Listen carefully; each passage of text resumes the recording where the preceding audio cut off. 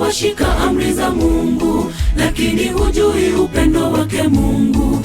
Yawezekana una maadili mema, lakini humpendi jirani yako. Kilichozaliwa kwa mwili ni mwili, kilichozaliwa kwa roho ni roho.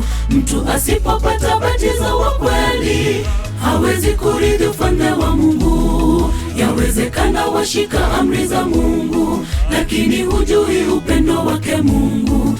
Yawezekana una maadili mema, lakini humpendi jirani yako. Kilichozaliwa kwa mwili ni mwili, kilichozaliwa kwa roho ni roho. Mtu asipopata batizo wa kweli, hawezi kurithi ufalme wa Mungu.